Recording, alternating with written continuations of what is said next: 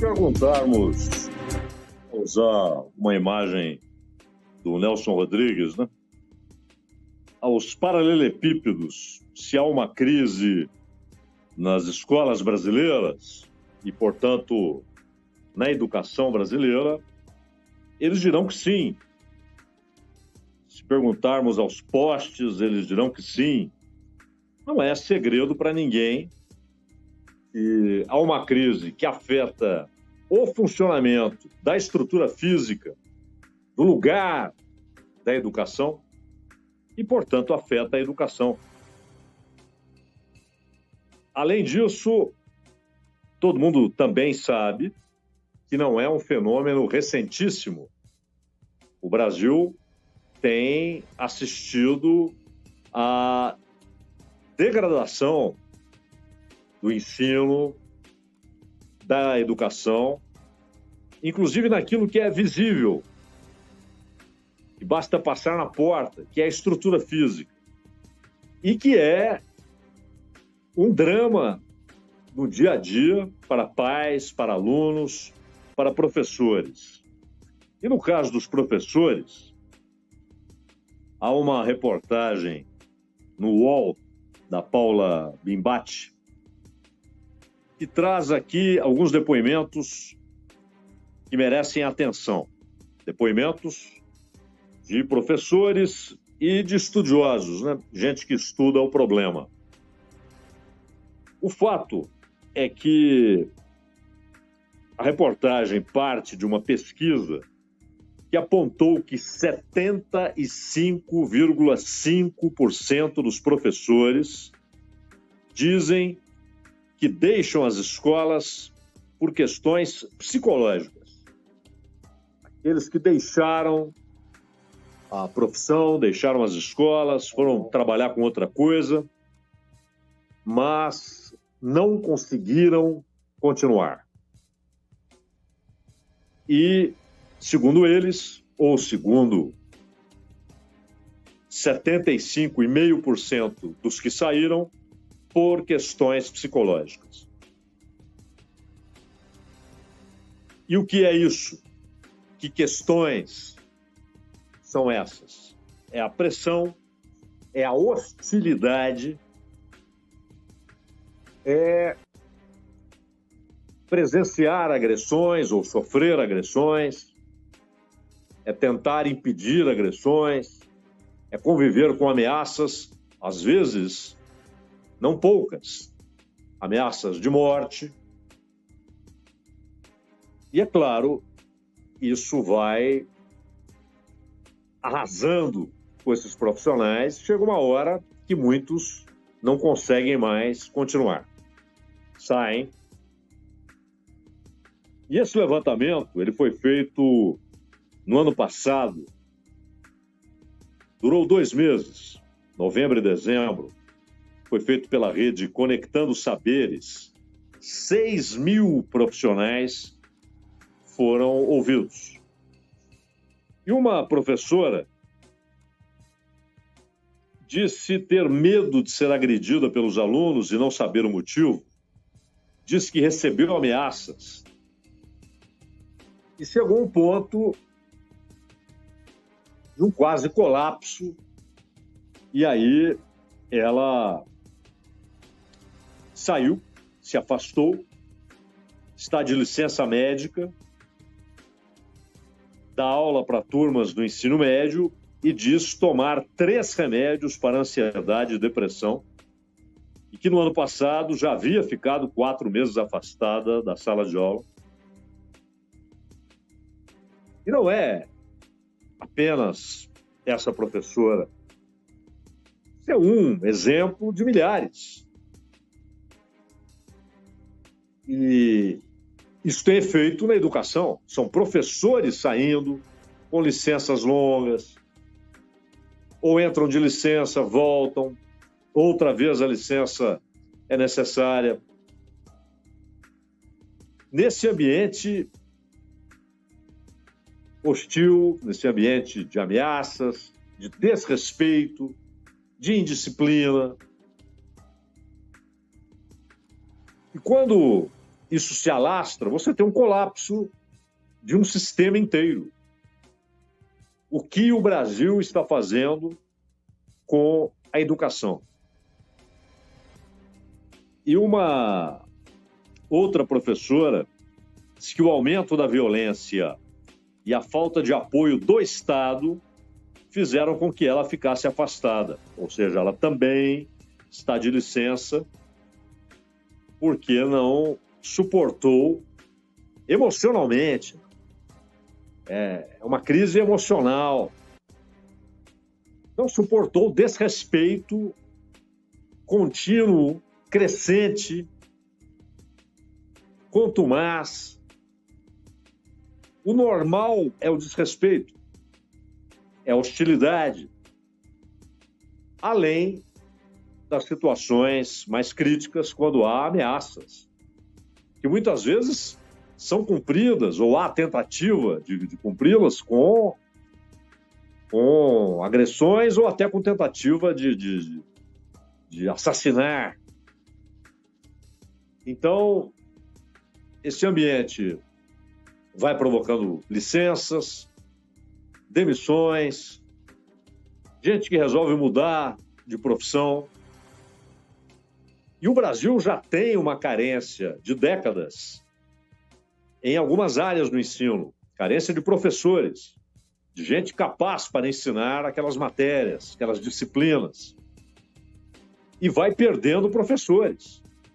E aí, isso desencadeia um outro fenômeno, o desinteresse de jovens pela profissão. Então, gente que talvez tenha sonhado em ser professor, em dar aulas, em educar, gosta de crianças ou gosta de trabalhar com crianças, com adolescentes, e, de repente, olhando essa realidade, elimina o sonho, desiste, não quer mais buscar formação para ser professor. E aí, se já havia carência em muitas matérias, você começa a substituir os que não chegam e os que saem, muitas vezes por gente que nem está preparada para ensinar aquela matéria. Domina outra disciplina, não aquela, mas não há ninguém, então vai lá. Gaste lá algumas horas com esse troço. E, além disso, uma das consequências de estar na escola, consequência histórica, né? Que é o senso de disciplina, de entender que em certos momentos, em certas situações, há uma hierarquização, não significa estar lá para ser doutrinado, né? Para ser meramente treinado, mas que está lá para adquirir conhecimentos e que é preciso manter uma relação de disciplina, uma autodisciplina e respeitar a ordem em que as coisas estão estabelecidas numa escola. Quando tudo isso é atirado para o espaço, é atirado para o alto, quando esses parâmetros desaparecem e o professor passa a ser alvo por motivos óbvios, né? Se o sujeito vai para aquele lugar como se ali fosse um lugar de descarregar ódios, traumas, ressentimentos, ou para mostrar uma pseudo-rebeldia, o professor é o alvo óbvio. E é o que a gente tem visto. Além daquilo que ocorre entre os alunos, né?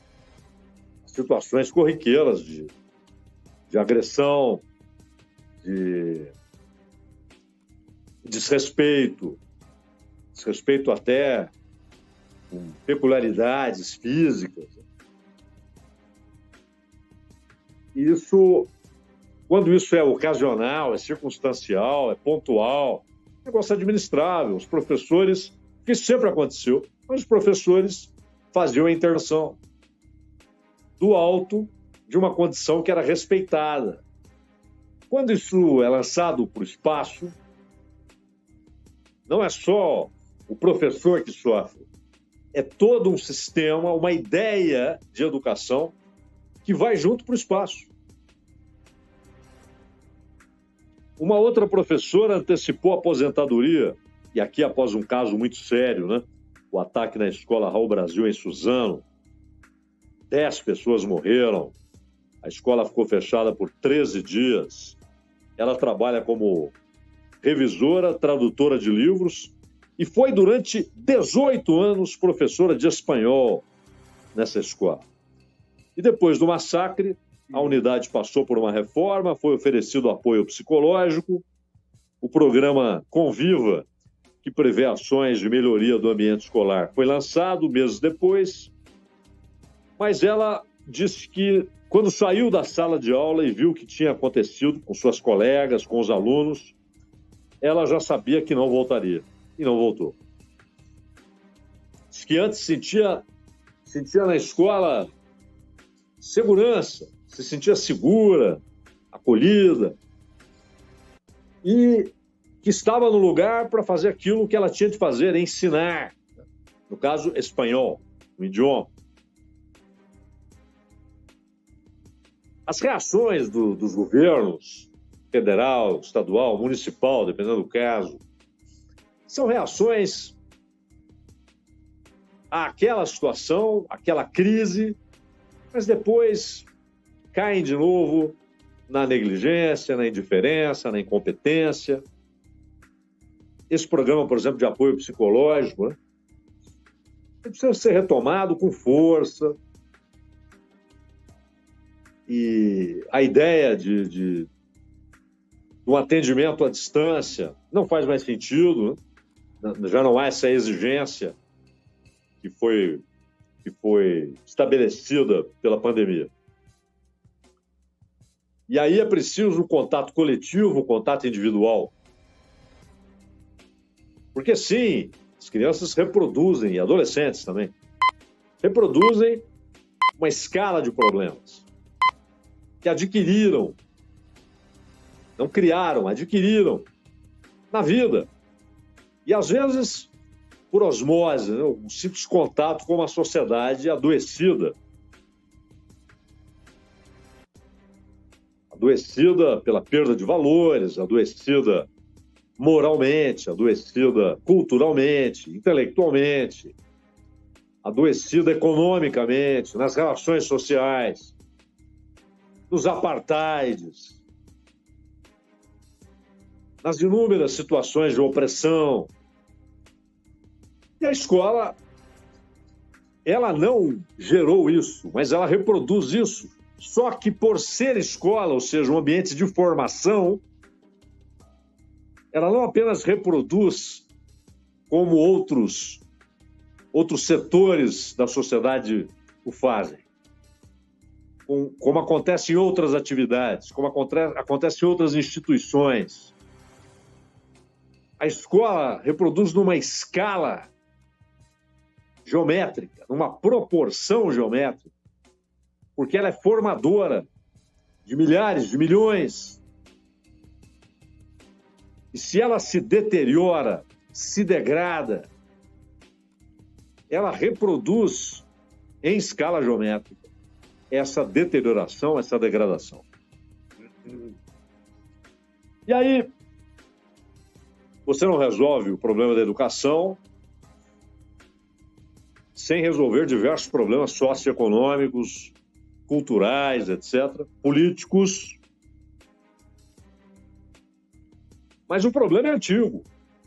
É tão antigo que o Brasil, há décadas, discute o Paulo Freire. E muita gente elogia, e muita gente critica, e muita gente tenta devastar uma obra que não conhece. Não faz ideia. O que acontece na educação brasileira, ao contrário do que muitos dizem, que é uma consequência do pensamento de Paulo Freire, na verdade é a antítese do pensamento de Paulo Freire. É antítese. Não se trata aqui da discussão do método para alfabetizar adultos, por exemplo. Ele trabalhou nesse método ali, nos anos 50, início dos anos 60, colocou em prática em Pernambuco, alfabetizou 300 cortadores de cana em pouco mais de um mês. Pouco mais de um mês. Ou seja, não é qualquer coisa. Né? Devagar. Não vão atirando pela janela, não. Não é qualquer coisa. Mas isso foi início dos anos 60. Ou seja, há muita coisa a acrescentar, a modificar. Não é o método, é a ideia, o conceito. Uma educação forjada, pensada, elaborada só para treinar para atividades específicas, para que aquele indivíduo se encaixe na grande máquina coletiva, sem que seja dada a ele a oportunidade, sem que sejam dadas a ele as ferramentas para compreender o funcionamento do coletivo. Ou seja, é retirado dele aquilo que é essencial, a sua condição de indivíduo, capaz de tomar decisões, de pensar, de refletir, de criticar, de rejeitar, de apoiar, de escolher. Tudo isso é removido. Ele tem de ser treinado para ser encaixado. E se ele não consegue, por um motivo ou outro, ele é atirado fora. Ou se não lhe permitem sequer chegar até a porta da grande engrenagem, ele é lançado fora. É essa a ideia que tem de ser discutida. O que o Paulo Freire tinha como conceito era que, na escola, o sujeito seria mais do que estimulado, ele próprio se estimularia pelas condições que encontraria, pelo tipo de ensino com o qual ele lidaria. Ele próprio, isso é fundamental, ele próprio se estimularia a buscar informações, conhecimento universal, conhecimento que a humanidade acumulou, e não informações técnicas específicas para que ele se encaixe na grande engrenagem a qual ele nunca compreendeu. E muitos que, por outro lado, defendem Paulo Freire, também são antítese do Paulo Freire. Porque querem que o pobre, que o marginalizado, o apartado, que ele engula em ideias prontas, ideiazinhas, que viram mote de vida para a classe média alta, como se dizia antigamente, para a pequena burguesia, para parte da burguesia, que parecem causas formidáveis. E o Paulo Freire dizia: não façam isso. Não queiram simplesmente trocar o opressor. Não é isso. Não há libertação com troca de opressor. Aliás, como diz uma frase do apóstolo Paulo na carta aos Gálatas, né? Parece uma redundância para quem lê assim à primeira vista. Foi para a liberdade que Cristo vos libertou. Ou seja, ele não libertou tirando de um cativeiro para colocar em outro. Foi para a liberdade que ele vos libertou. E o Paulo Freire, que aliás era católico, Paulo Freire era, na verdade, muito próximo do idealismo de Hegel, muito próximo. E também de Kierkegaard, um brilhante filósofo cristão dinamarquês, que era um existencialista de fato. Aquilo que você vê em Jean-Paul Sartre e tal, é, na verdade, uma consequência ali de algo muito maior, que é o existencialismo de Kierkegaard, e Paulo Freire bebeu ali. A liberdade do indivíduo não é a liberdade aparente. Ah, você é dono do seu nariz, você pode comprar o que você quiser, você não tem de respeitar nada. Isso é uma fábrica de cretinos fundamentais. É uma fábrica de tolice, de pseudo-rebeldia, ou seja, faz de conta que estamos dando a eles um ambiente de liberdade e rebeldia para que continuem oprimidos, calados, para que não questionem o que de fato os oprime, para que pensem que essa pseudo-contestação, isso vem desde a contracultura. Vamos usar a calça rancheira, porque isso é uma demonstração de rebeldia, de rompimento contra o sistema, contra a calça social. O sistema falou, opa, vocês querem calça rancheira? Nós vamos produzir. E depois vieram as grifes das calças que os mineiros usavam, né, nas minas, e os rancheiros usavam.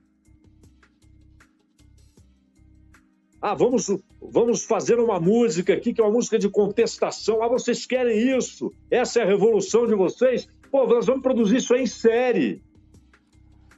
Vai ter coisa de qualidade, vai ter porcaria, e vocês vão engolir tudo. É essa pseudo-rebeldia que não faz cócega na opressão, no sistema opressor,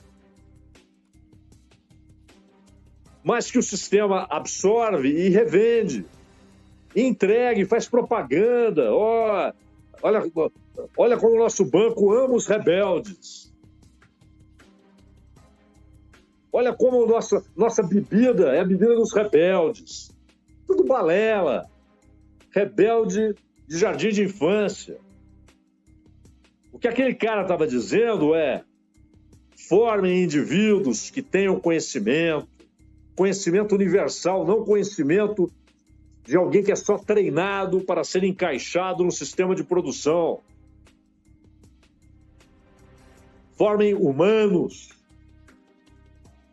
Deem a eles a capacidade de pensar, de dizer não, de dizer sim, de escolher. Não há liberdade se não há escolha. E não há escolha se não há entendimento. E a escola é para proporcionar todo um ambiente favorável ao encontro entre o indivíduo e o conhecimento.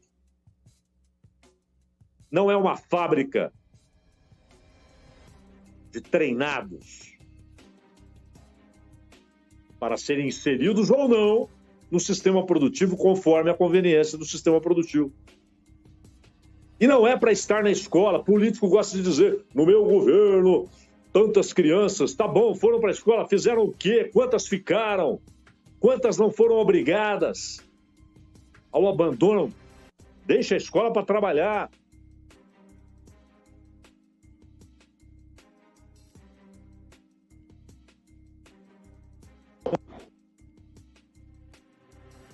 Não há a menor dúvida que há uma degradação. E os caras dizem, a culpa é do Paulo Freire. E outros dizem, não, era uma maravilha. Mas ambos, tanto o que está aí, quanto aqueles que dizem que é uma maravilha o que o Paulo Freire propôs, defendem, na verdade, a antítese do que ele defendeu. E que Paulo Freire foi secretário de Educação em São Paulo durante 2, 3 anos, aí nada mais. A grande contribuição dele está nos livros. Aliás, a pedagogia do oprimido, ela foi proibida aqui. Ele escreveu no final dos anos 60, só o Geisel liberou, porque no governo Médici, durante todo o governo Médici, não podia ser publicado no Brasil. Já estava traduzido para italiano e inglês, para o hebraico, traduzido para o hebraico. O sujeito foi convidado para ensinar as suas ideias em Harvard. Era estudado em Israel. Mas aqui continuam dizendo que o sujeito é culpado daquilo que ele combateu. E os que fingem combater não estão entendendo nada. E o resultado é esse: a transformação da escola num ambiente de miséria humana. Isso é uma obrigação enfrentar isso. Render-se a isso é render-se a tudo. Ronald.